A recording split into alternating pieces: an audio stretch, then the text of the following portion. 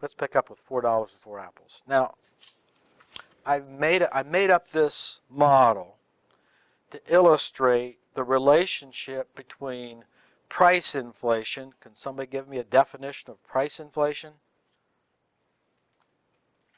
Right, a general rise in all prices. Thank you very much. And can somebody give me a definition of monetary inflation?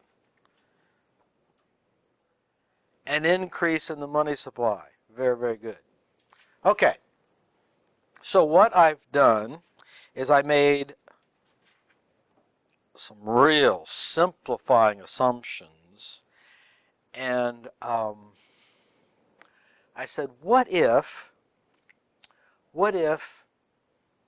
everything, every physical thing out there was just a morphed form of one basic kind of reality? That this iPhone and this case and this piece of paper and this pen are made out of the same stuff, but it's just a morphed form of the same stuff. And so that stuff, I just arbitrarily called it an apple. That what I'm looking at is a morphed form of an apple. This iPhone is ironically an Apple iPhone. The book is some morphed form of an apple and all those sorts of things. Now, if everything is a morphed form of an apple, we could count up all the economic goods out there in society. Are you following my example here?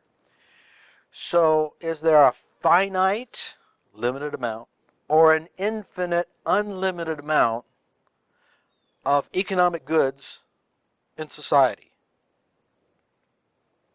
Is it finite, big but only so big, or is it infinitely huge? It's only so big. Very good, Andrew. It's only so big. And I picked 4 to illustrate the fact that it is finite and there's only so much economic goods and services at any one point in time.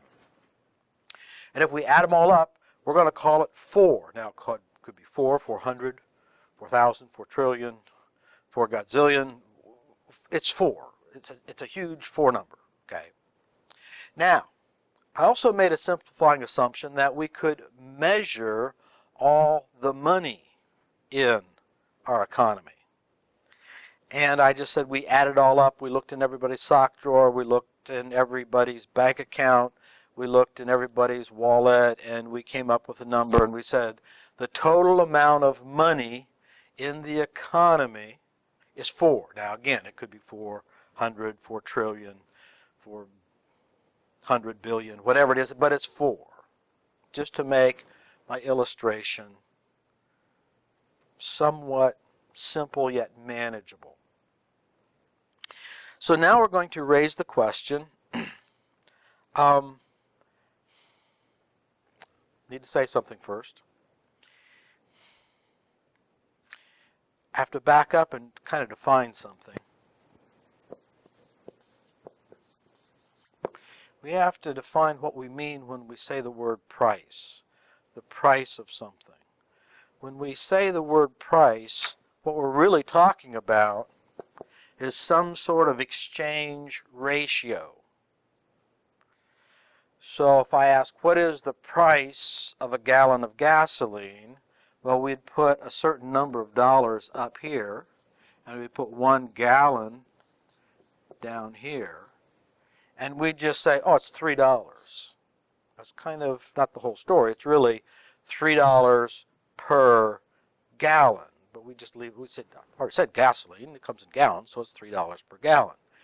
So we have to remember that the price of anything, when we use the price, we're really talking about a ratio of the scarcity value of money compared to the scarcity value of a gallon of gasoline.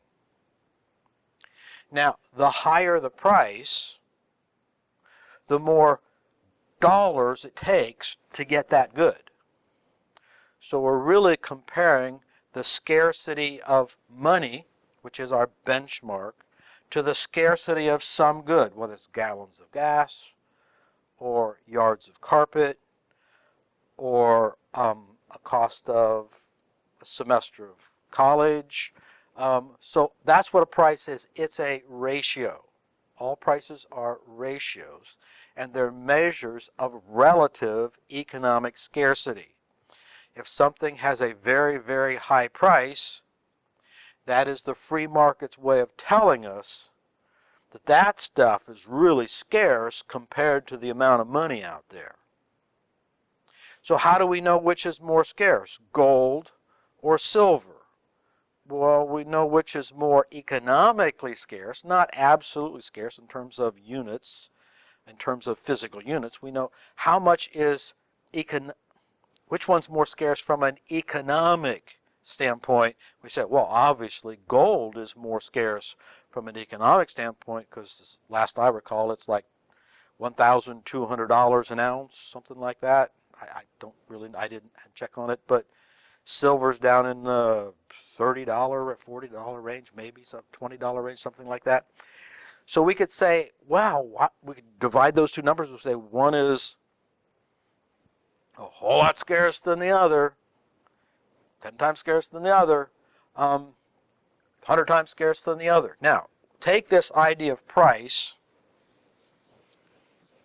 and we'd say, okay, all the goods, all the economic goods in society are $4. All the money in the society are $4. So if I had one of these dollars, I could exchange it for 1/4. If I have 1/4 of the money supply, I could exchange it for 1/4 of all the goods and services out there. Follow me here? Or if I was really wealthy and owned half of all the goods and services out there, I could exchange it for 1/2 of all the money out there. So how would we express that in terms of price? Well, what is the price of an apple? Well, we've got $4 and we have 4 apples. And so the price per apple would be $1 per apple. Is everybody with me here? I'm just trying to keep it. This is an oversimplified model, but I'm trying to make the point with it. Now, let's go to the next part. So we now know that the scarcity of a unit of money is exactly the same economic scarcity as a unit of economic goods and services. So let's back up a second. We say, how in an honest economy, how do people become wealthier? In an honest economy, how do people become wealthier? Well, they're more productive. I don't have my notes in front of me, but did we do productivity in here yet? I see no. Well, I'll just tell you what productivity is. It's increasing more, able to produce more with the same amount of labor input. So let's say that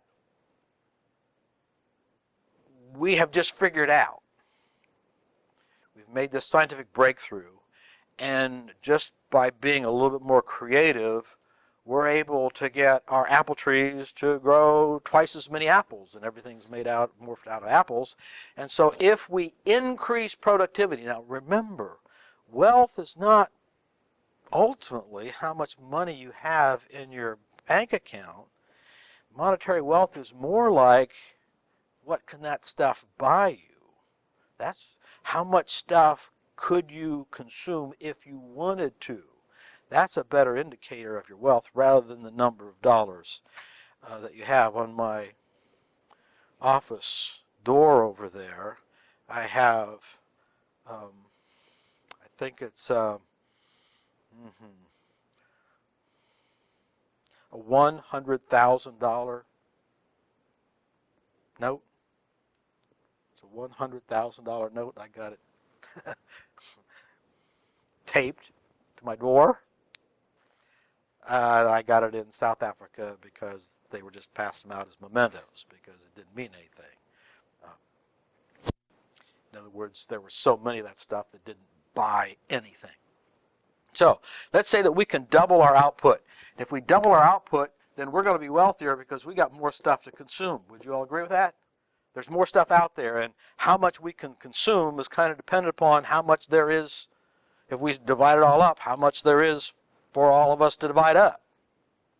Now, when an economy is more productive, we produce more with the same amount of labor input, what does that do to prices?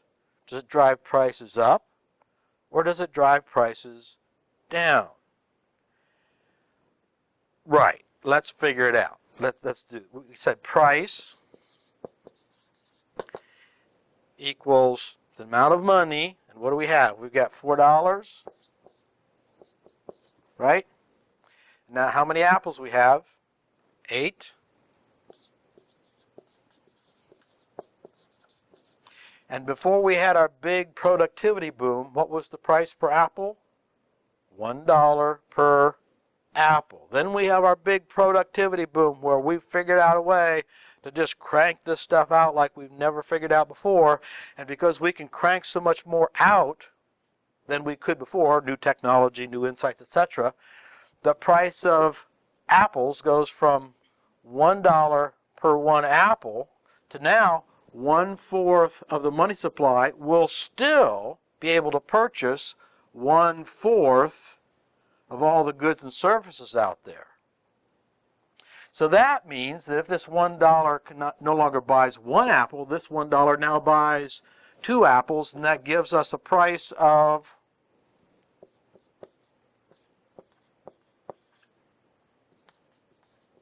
is that right, class? 50 cents per apple?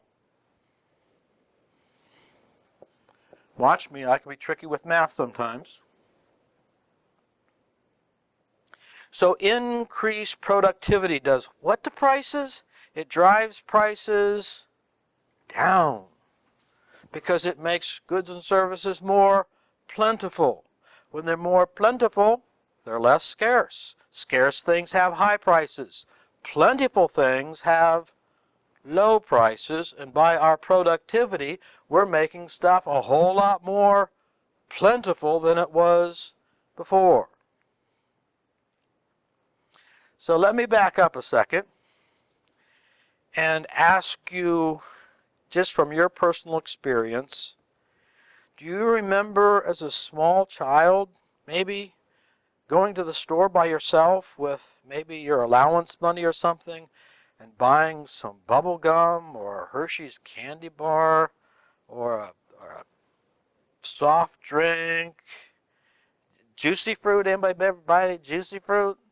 What did it cost you when you bought that pack of juicy, I don't know, 5-pack or whatever it was, 10-pack juicy? What did it cost? I was thinking of the, pardon? In cents? Maybe 25 cents? What is it for 5? What does it cost today?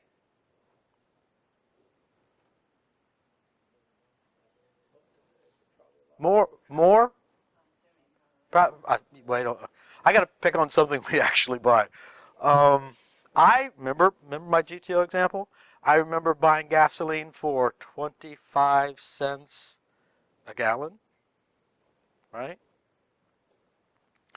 From the time I was 15, 16 years old, do you think that we have developed any technology that have made us more efficient, productive in producing gasoline? Yeah. With that GTO example, do you think that from 1965 to 2005,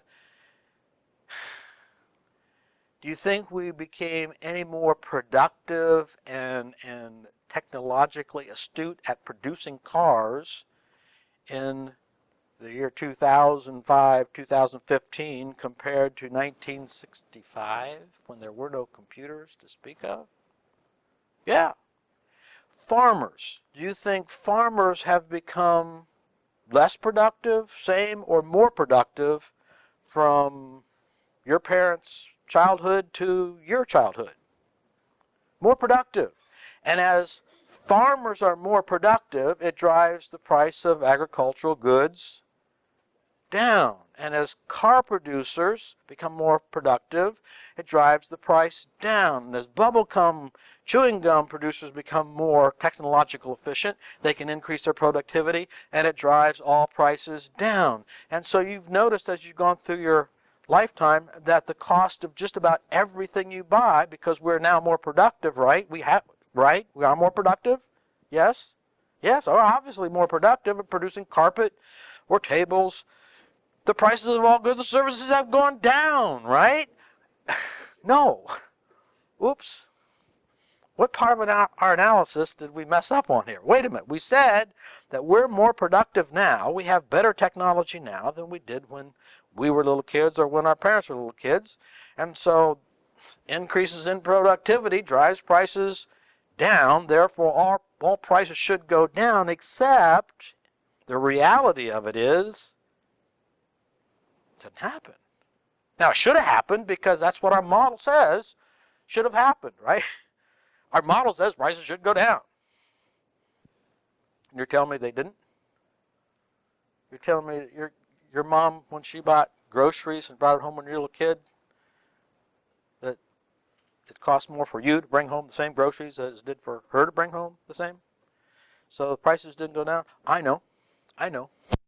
Here's what happened. We're going to jump way ahead here to Milton Friedman and monetary policy and all that, because Milton Friedman said to have a healthy, productive, growing economy, the government must increase the money supply at the same rate as the increase in goods and services. Now hold that thought. We said that when the GDP goes up and down, the little booms and busts and cycles and all that sort of stuff, on the average over a long period of time, what did we call that growth rate? The secular trend growth rate? Yeah, you all remember that. I know you do. And what did we say it averages out to be? Oh, it averages out to be about 3% per year. Right? Text says someplace between 2.5%, 3.5%. We just took the middle and said 3%. So we said that this output, the amount of stuff that we get to consume, on the average over a long period of time, grows about 3% per year. And so prices should be going down, except for the fact that Milton Friedman also said that have a healthy economy, you have to increase the money supply at the same rate, or we could fall into a depression, because we said last time that falling prices is what happened during the Great Depression, and we associate falling prices with depression and unemployment, and we don't want that. So we have to increase the money supply at the same rate as we increase productivity. And so now we go back to our equation here, and we say, okay, yes, we were productive, we doubled our productivity, but we also happened to double our money supply. And so now it went from $1 per apple, and we increased productivity, we increased the money supply, and it wound up back old at the same old $1 per apple, right? Increases in productivity drive the price down. Monetary inflation tends to drive the price back up. And so what happens if we have the same amount of increase here as we have over here, then we wind up with the same old exchange rate for our goods and services of $1 an apple. Now, I want to pause here for a second.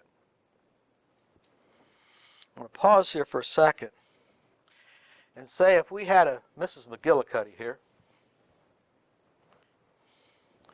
and she happened to be wealthy because her husband was an entrepreneur and he got a lot of money, and he passed away and left her with 1/4 of all the money out there. Was 1/4 of all the money. And so she could have exchanged that for, before our productivity, for 1/4 of all the economic resources out there if she wanted to, right? But when we have an increase in productivity, she could take her $1 and still buy 1/4 of all the economic goods and services out there, but now she gets 2 apples for her dollar rather than only 1 apple for her dollar. So she's better off when people around her are more productive. I'm trying to say, are you following me here? I don't know if you are or not. Let's say, okay, when I look out there and I see students that have looked at me like when I was on a dairy farm, I'd walk out in the field and a cow would go. I get that feeling, but not totally. I mean, I'm not trying to make fun of you at all. I'm just saying I'm getting this dead stare look. So I'm gonna try to make this a little bit more palatable. Let's say I've got a magic wand here. It's a magic wand. And when I wave this magic wand, it reaches out about 25 miles. And I just, 25 miles from here. And when I wave this magic wand, it makes people unbelievably intellectually astute, and they do not make dumb mistakes like ordering twice as much inventory that they really need. They don't make dumb mistakes like turning the tow motor too fast and racking the inventory and smashing a whole bunch of crates of expenses. They just don't make dumb mistakes. They just make perfect, near perfect decisions every single time. When they forecast the future, man, they're right on the money. They don't forecast too much. They don't forecast too little. I mean, do you think that companies that had people that had that kind of ability would make more money than companies that have ordinary mortals working for them? Yeah, they don't make mistakes. They know exactly how many people are going to be coming to the store, so they don't overstaff, they don't understaff. Do you think they're going to make more money? Yeah, compared to other people. And all of a sudden, these companies within the range of my magic wand, boy, they're starting making all kinds of profit compared to companies outside the range of my magic wand, right? So when these companies make all this money, what are they going to do with it? Go start a firm outside the range of my magic wand? Or expand production inside the range of my magic wand? Yeah, inside. Because this is working out pretty well. So that means that they are so efficient and so productive that they bring more people in inside the range of my magic wand. So more people can be productive rather than the few people we have productive, because our turnover's low, our profit margins are high, our sales are going up. It's a wonderful world. Now, with this increase in productivity because of my magic wand, there happens to be a lady called Mrs. McGirruddy. She lives right in the middle of all this. She doesn't produce anything. She's retired. But she happens to be in the middle of this really productive economy, and they're making money hand over fist, and they're bringing more people in. And as the people come in, guess where they want to buy a house? In Kentucky, or close by. And guess where they want to go out to eat? In Kentucky, or close by. And guess what happens to real estate values? And guess what happens to tax revenues? Things are booming. And guess what happens to her house value? It goes up.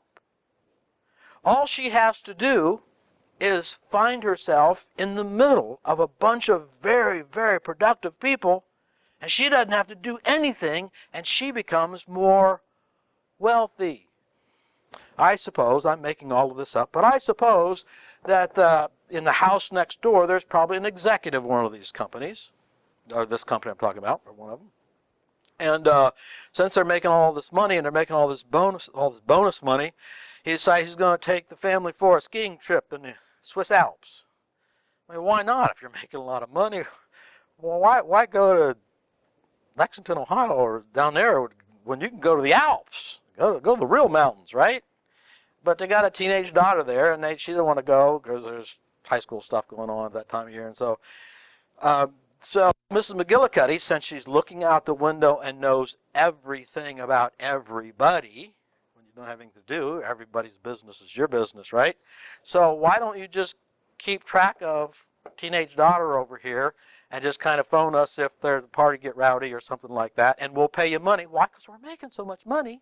We would rather pay you to watch for our house and take care of our teenage daughter here rather than go out to the Swiss Alps and worry about it. So now she's making money just doing what she always does, looking out the window and looking at everybody else's business. Now, her wealth is going up simply because she happens to be in the midst of a very prosperous, productive economy. She's not doing a thing different, but being right here. Okay? Now, does that make more sense why people are getting wealthy if they're in the midst of this? Okay.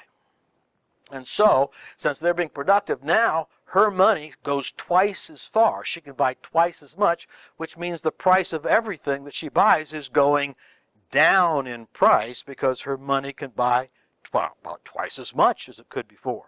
Does that make her a happy camper? Say yes. Yes. She can enjoy more stuff. She has the potential to enjoy more stuff. Now, let's say that what it likes to do, rather than raise taxes, it just prints money. We'll talk about printing money in a little bit. And just increases the money supply. And all of a sudden, Mr. McGirruddy, wait a minute. I'm going to write my congressman. You see, it used to be that my dollar would buy an apple, a whole apple. And now, after the economy is more productive, I'm upset. I'm upset because my dollar will still buy one apple. There.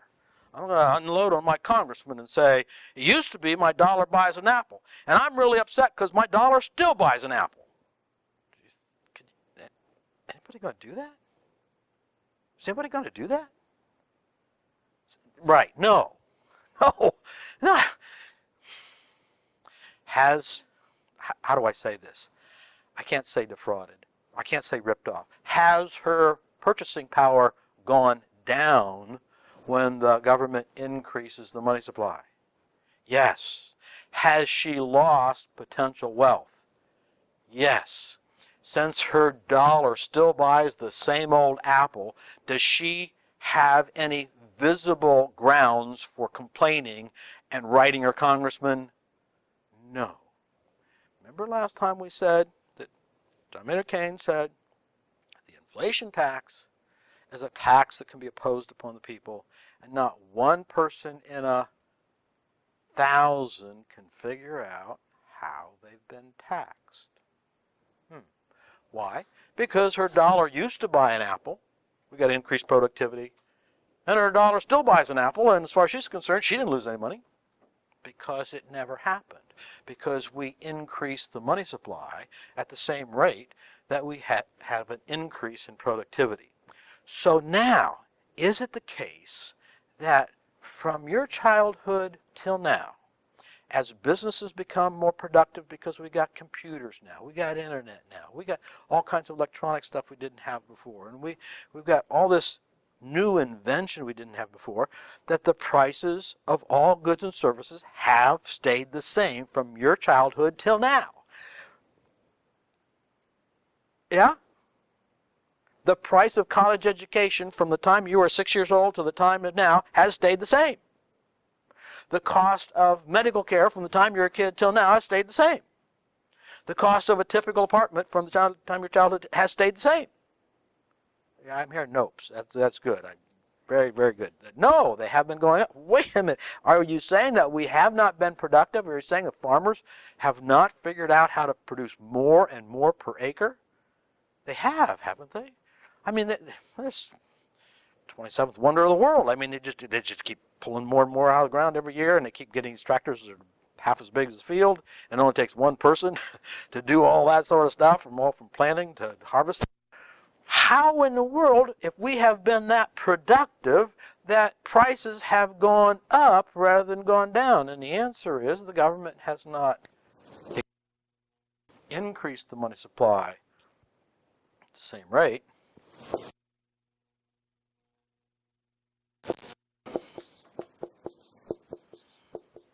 it not only doubled the money supply once, it doubled it again. And by doubling again, now it has increased the money supply to a much greater extent than private entrepreneurs can increase productivity. So let's go back to our price equation here. And we have, let's see, how many dollars do we have now? Is that 16? And after we have increase, we've got 100% increase in productivity. And so now we have 8 apples. And the price didn't go down to 50 cents an apple. It didn't stay at $1 an apple. Now the prices are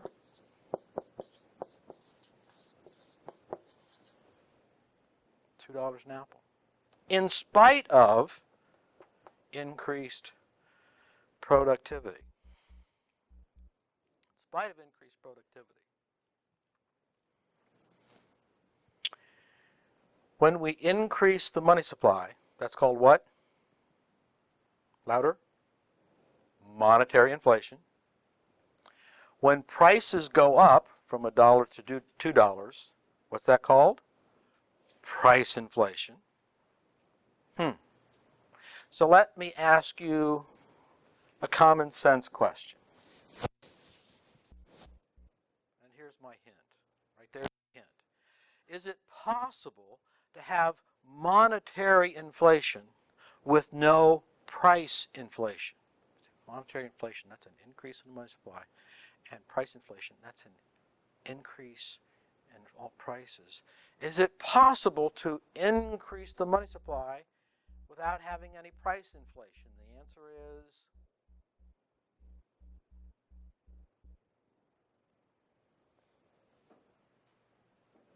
you're not willing to say. Yeah, that's just what we did right here. We increased the money supply at the same rate of increased productivity, and prices didn't go up. We don't have any price inflation, but do we have monetary inflation? Yes, we do. And is this monetary inflation come across as a form of tax, of increasing people's welfare, their economic wealth, in a way that they don't even notice it? Yeah. Well, we're going to come back to this concept, and we're going to apply this concept in the next module.